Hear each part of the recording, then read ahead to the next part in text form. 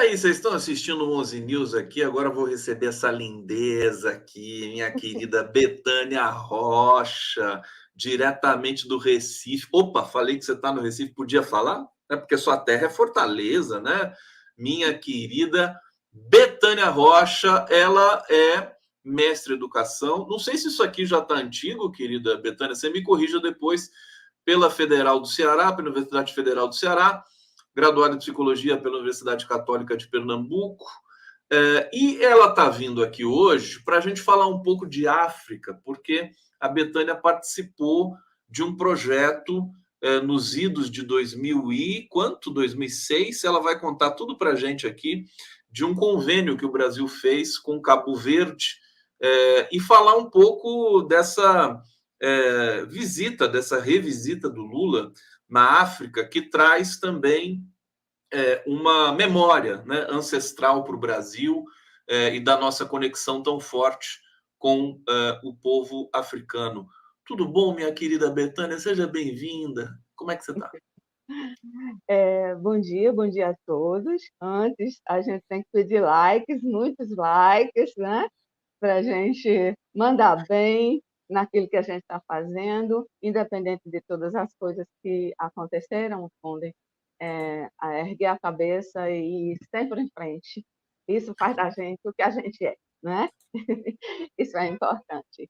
Ela tá falando. O Betânia, eu vou pedir para você, você está usando o microfone do fone para aproximar mais o microfone da sua boca quando você falar. Ok, melhorou? Isso aí, agora deu para sentir esse vozeirão. A Betânia está falando aqui, até porque assim, como é que o apresentador que teve o canal encerrado pelo YouTube tá aí todo prosa, né, fazendo o trabalho. Mas é que a gente tem muitas coisas. Como dizia minha avó, Betânia, ela falava assim: não coloque todos os ovos não ponha todos os ovos na mesma cesta. Mas aí ela dizia também, aliás, não ponha ovos, afinal você não é uma galinha. Falava para mim isso aqui. Não ponha ovos. Que coisa boa! Betânia, então assim, dê o like, sigam a recomendação, a orientação da Betânia. Primeiro eu queria que você comentasse um pouco essa história do presidente Lula fazer essa crítica, dizer essa verdade inconveniente, né, numa entrevista coletiva sobre o genocídio em Gaza e sobre a repercussão e como é que foi a repercussão assim por exemplo, na imprensa aí de Pernambuco, do Recife, teve alguma informação que você pôde checar? É, Conde, eu sou pernambucana, tá certo?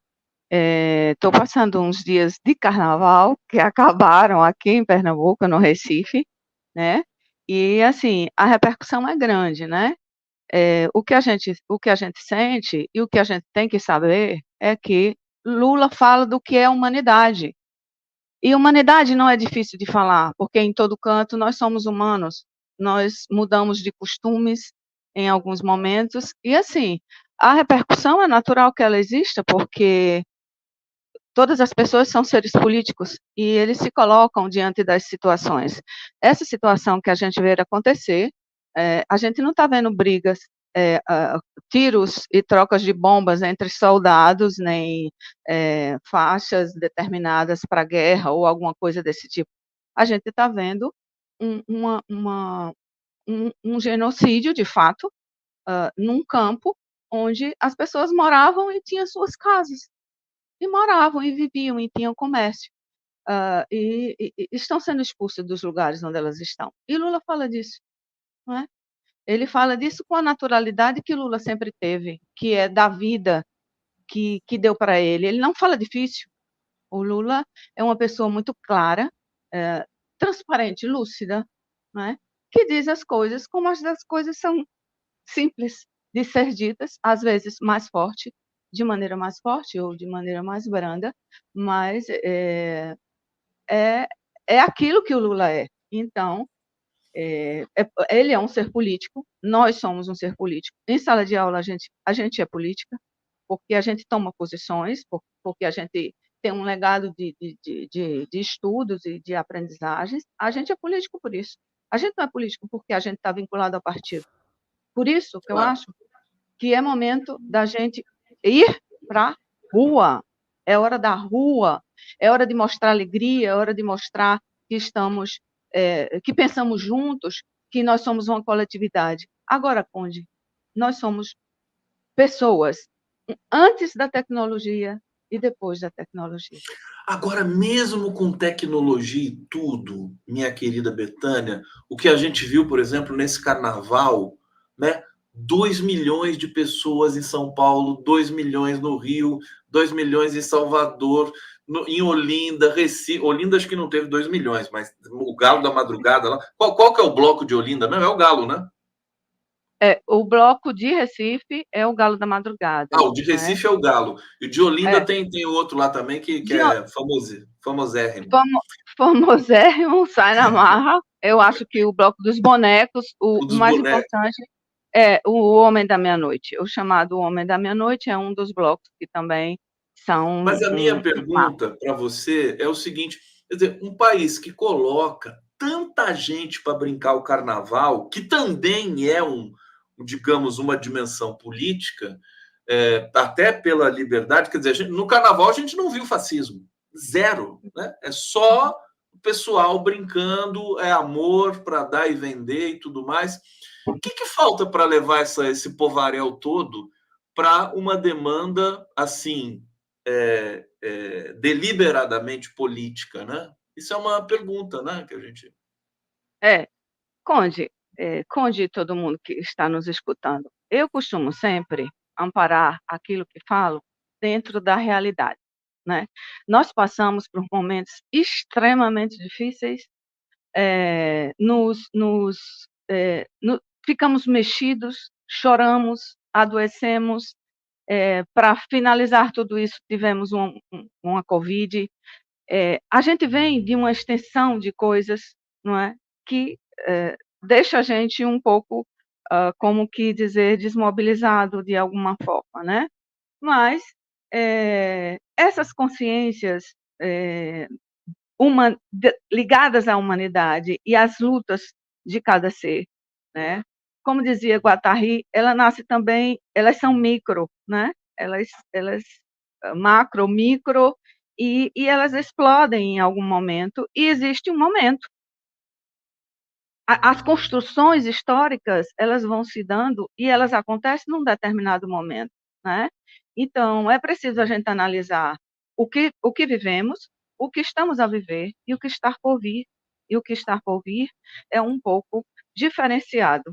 Eu acho que em todos os aspectos, necessidades, desejos, ah, forças de costumes, hábitos, todas essas coisas são coisas que vão mudar, onde elas não existirão. Então, nós estamos exatamente no momento, como dizer, de Platão, por exemplo, que estamos também refletindo coisas, não é? E, assim, ir para a rua talvez tenha sido até uma catarse depois de ter ficado em casa tanto tempo. Ir para a rua, no carnaval, especificamente, como a sua pergunta faz, ir para a rua, possivelmente, nos trouxe um pouco o respirar daquilo que a gente vinha acostumado a ser e que éramos, e que hoje não somos mais. Na escola, na faculdade, as coisas são, os comportamentos que a gente vê são completamente diferentes daqueles que a gente tinha antes. A gente tinha antes, no fundo da sala, 7 pessoas que jogavam bolinha de papel. Hoje as coisas estão diferentes, se invertem. Até a sala de aula está invertida no sentido de dizer, hoje quem está na primeira fila da sala, né, tudo que há uma inversão de tudo. Então a gente está, eu acho que um pouco pensativo nessa questão e talvez o carnaval tenha dado um start, talvez, uma experimentação de primeiro momento, porque as coisas vão mudar. São muitas coisas, né? O Brasil ainda em ebulição, né? Porque a gente acabou de sair de um governo nazifascista, de uma destruição generalizada das nossas instituições, e estamos recompondo ainda, né? Não é rápido assim, embora temos muitos avanços, né? Desse ano de 2023 foi um ano de muitos avanços, e agora nós temos aí o momento da justiça ser feita, né? Porque o Bolsonaro e a sua quadrilha estão sendo acossados e de maneira muito justa pelas autoridades brasileiras. Betânia, mas que beleza esse é um comentário aqui de uma militante, enfim, de uma profissional da educação. Eu queria então pedir só um comentário rápido antes da gente falar da experiência da África com o Brasil que você tem e que você está trazendo aqui para a gente, um comentário sobre a educação nesse momento do Brasil, como educadora, porque a gente viu aí uma reforma do ensino médio que não vingou e que ainda está cheia de ambiguidades. Não sei se você está acompanhando isso de perto, e também a situação no sistema universitário brasileiro. Eu queria destacar aqui, sempre eu gosto de destacar o seguinte: o Brasil tem uma das maiores redes de universidades do mundo, as universidades federais brasileiras. Acho que são 54 universidades federais, que é uma coisa espetacular. É como se fosse o SUS, né? Comenta para a gente, como é que tá, em que pé que está o processo, o salário, a estrutura dos professores hoje no Brasil, até onde você pode ver? É até um prazer falar um pouco disso, porque a minha fala é a fala dos professores, os quais eu lido sempre, e diretores escolares, que são pessoas da minha confiança e da minha conversa de sempre, né, de todos os dias, né. Então, assim, a gente tem aí o ensino médio num momento bastante delicado, não é, que a redução muito grande, eh, de carga horária tanto para professores, não é, sociologia, filosofia, geografia, esses professores estão num momento muito delicado de suas vidas acadêmicas, não é, de suas vidas enquanto professores, mestres, docentes, tá, porque eles estão sendo, trocados, não é, por questões tipo, aprender a fazer bolo de caneco ou aprender a fazer brigadeiro, né, e isso vai os levar a serem microempreendedores, né. Isso não é verdade, isso é uma mentira, não é. Eh, a gente sabe que isso não leva ninguém a lugar nenhum. E o que é que acontece com relação a isso? A gente entra no patamar que é quando a gente for fazer o Enem, que vai precisar das disciplinas mais reflexivas, que precisa de uma maior análise, né, isso vai deixar a gente, um pouco mais fragilizado do que a gente vinha sendo. Então, assim, eu achei bom que houvesse esse timing, né, para que se pudesse pensar um pouco mais, né. Não entro muito nas questões de por que isso está acontecendo, porque tem até o Lehman, hã, com coisas, diante dessa estrutura, acho que aproveitando o gancho de tornar a internet viável para todos, né, mas a gente fazia isso com uma outra operadora, né, não vou fazer lobby, mas a gente fazia isso com outra operadora. A gente podia alargar isso, inclusive, houve um determinado, sofrimento da outra operadora por conta também de uma série de outras coisas que, por exemplo, os professores estão adoecidos, Conde, sabe. Os alunos, eles entram nas narrativas, assim, dos pais, né, que pouco estudaram ou pouca condição tiveram de estar junto dos filhos e que às vezes luta para os filhos estarem na escola, né. Então, no ensino médio nós estamos assim, recentemente terminei pedagogia também, que eu vivo estudando para não parar a cabeça, né, e, fui procurar um estágio para fazer. E a diretora da escola me pergunta: "Mas você veio fazer o que aqui?" Eu já sei, você quer desafios. Por quê? Os professores estão assim, assim. Aí eu pergunto: "Tem alguma coisa com relação à arte que a gente pudesse fazer com os professores?" "Não, nós não temos nada." Então, aí essa realidade é uma realidade que existe em milhões de escolas. Os filhos estão naquelas condições, às vezes, de se integrarem. A questão do tráfego, né? Isso é uma questão que pinta muito com eles, porque se aproveita da necessidade, não somente isso, onde há uma série de situações a serem ponderadas, dava bem não sei quantas lives a respeito dessa situação do ensino médio, né? Com relação às universidades, elas sofreram absurdamente, porque não houve verbas, não tinha sequer pessoas, às vezes, para varrer ou limpar os banheiros das universidades, né? Os professores tentando sobreviver de alguma forma, veio a sugestão da tecnologia, às vezes, sem muita preparação, a gente vinha se preparando, mas preparando muito lentamente, né? Eu que acompanhei esse processo, tanto de ensino à distância, né? Da EAD, da formação de EAD, por exemplo, agora na UFC, de Fortaleza, há a perspectiva de que não exista mais disciplinas EAD, mas eles vão fazer outras opções. Mas as EADs, como se espalhou por todos os lugares esse processo de EAD, né?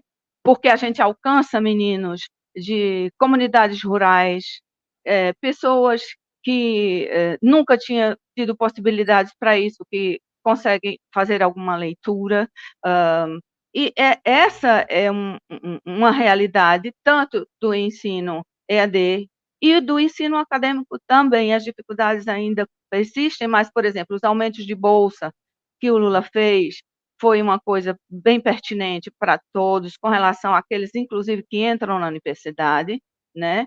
Os alunos, com todas essas mudanças que eu disse, nós somos um depois e antes da tecnologia, eles têm outras formas de se conduzirem na vida, ou, por exemplo, em sala de aula, você sente que eles estão em algum lugar, aí eu faço assim, gente, vocês estão sabendo que tem aula por aqui?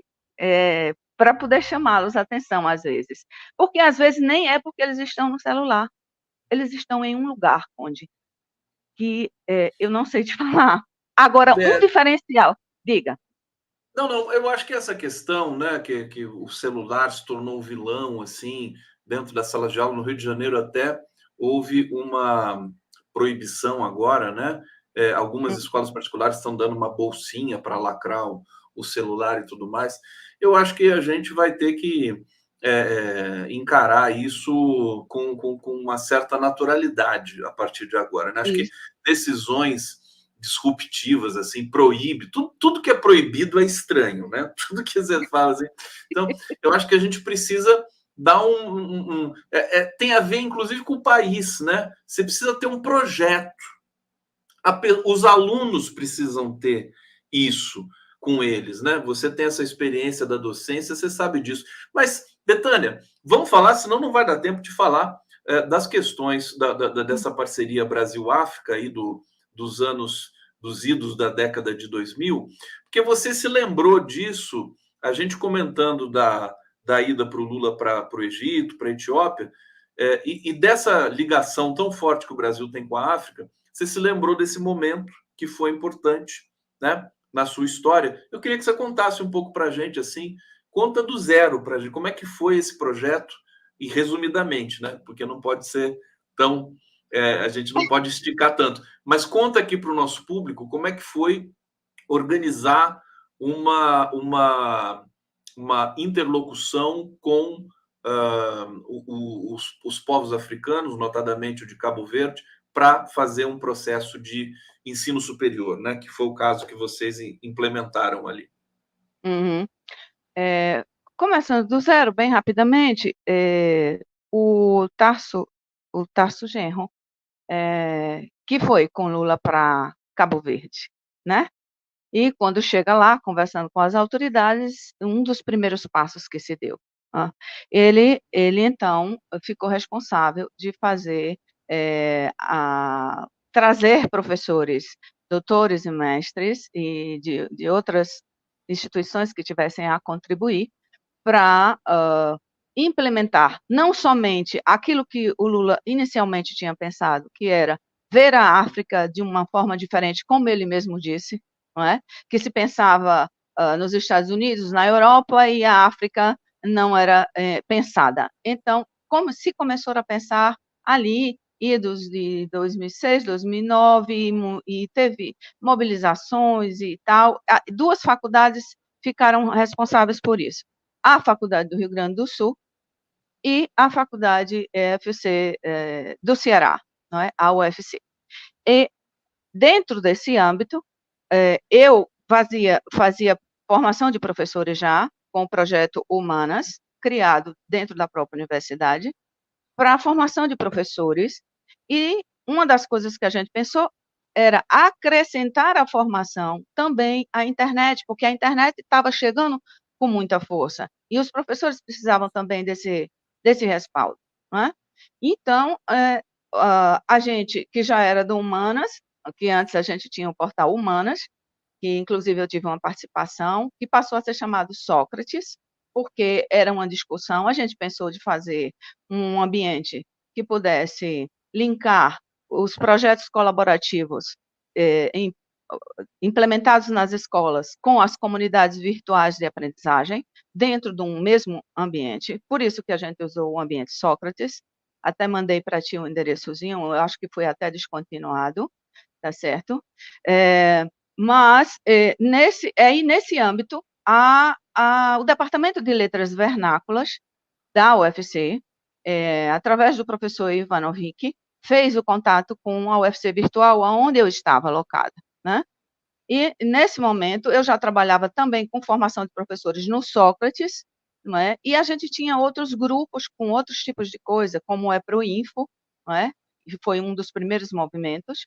E aí, então, o Ivanovic chega e pergunta se a gente estaria disponível para aglutinar toda a formação dentro do Sócrates, com atividades que os cabo-verdianos, os africanos, não somente o pessoal de Cabo Verde, mas a gente tem São Vicente, Santo Antão, Brava, Fogo, São Nicolau, Santiago, São Tomé e Príncipe e Moçambique, os países de língua portuguesa, né, que falava português.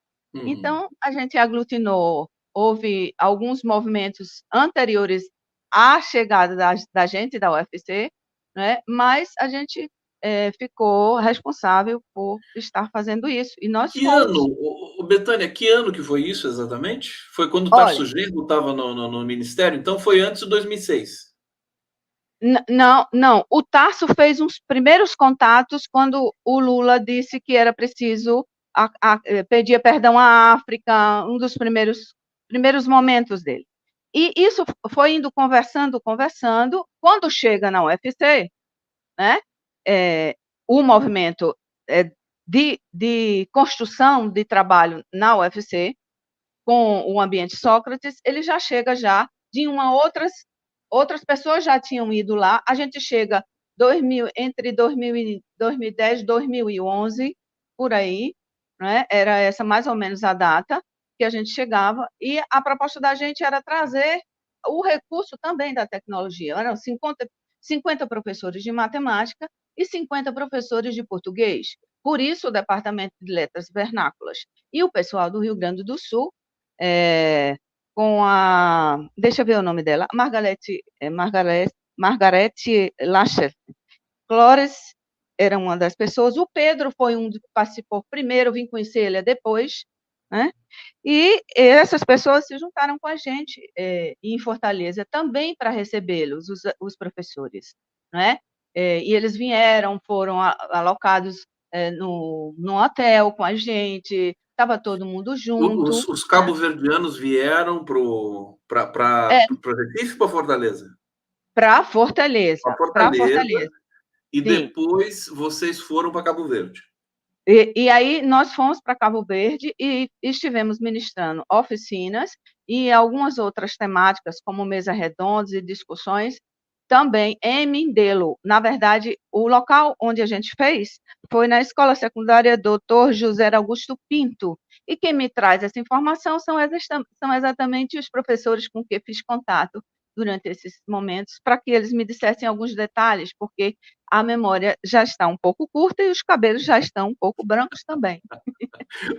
Betânia, eu queria que você falasse um pouco, e enquanto você for falando, eu vou mostrar algumas fotos, mas assim, do aspecto humano e dessa conexão, né, que vocês fizeram com os professores cabo-verdianos e tudo mais. Como é que foi isso aí? O momento, como é que era o momento para vocês, inclusive politicamente também? Era um momento de celebração, né, no Brasil, da democracia e tudo mais, né? Muito, muito, muito. O professor Hélio Barros, né, que esteve com a gente, ele que secretariou esse momento, né, com a gente. Com relação ao encontro da gente com os professores, assim, era muita alegria, né, porque tanto a alegria deles, né, em estar com a gente, como da gente de estar com eles. Então, era uma comemoração, uma festa.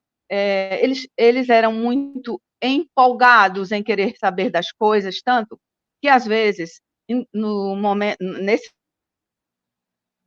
local onde a gente ficou para fazer a formação, era de um calor tão intenso que pingava assim, e a gente, pelas demandas de perguntar, de querer saber, que dava uma alegria tão grande de ser professor, que você não avalia como era muito mobilizante, não é? Porque, assim, quando a gente tem gente na sala que pergunta a gente, né, que quer saber sobre as coisas, dá um tchan na aula, você se mobiliza com mais cuidado para poder atender a todos os que estão na sala, e a gente tinha um ventilador para não sei quantas coisas.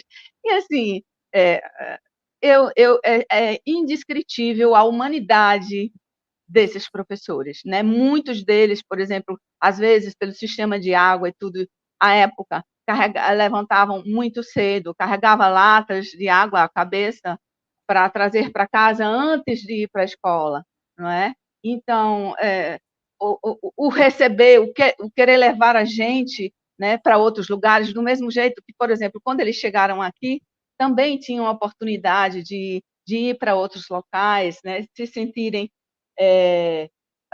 à vontade, né, para poder estar levando também um pouco da cultura da gente para eles. E a gente, quando chega lá, aí teve também um festival internacional de comidas e de artesanato, que a gente participou, danças maravilhosas, da gente ficar em círculo e os parceiros darem pulos enormes para poder pegar a dama do outro lado do círculo, né?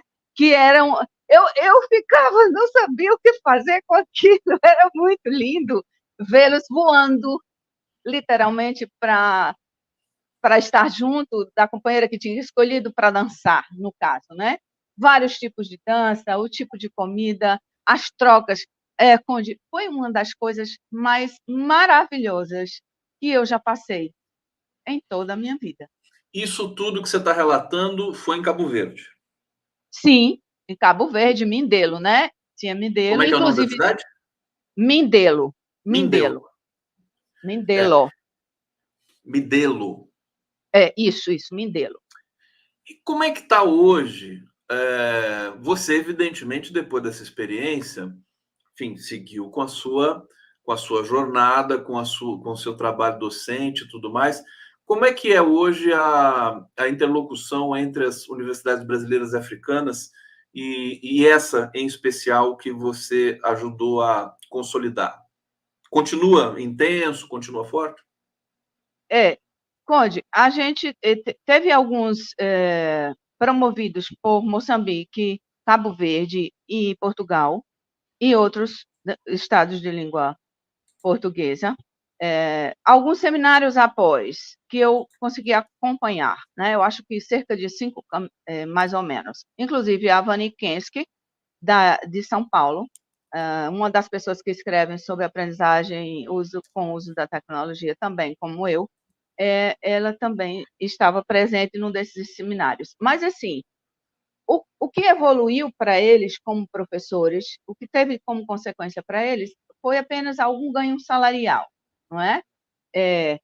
Apenas no sentido de dizer que o que chegou de concreto, no sentido do governo desses locais, né, que a gente vai pontuar daqui a pouco, se você quiser saber, foi ganhos mais no erário de trabalho deles. Eles têm um pouco a prática muito europeia, aquela coisa de você começar o trabalho às 3 horas da tarde, de você também ter 3 meses de férias, que eu fiquei morrendo de inveja, porque essa é a 3 meses diferença. de férias no Brasil, só o judiciário que tem.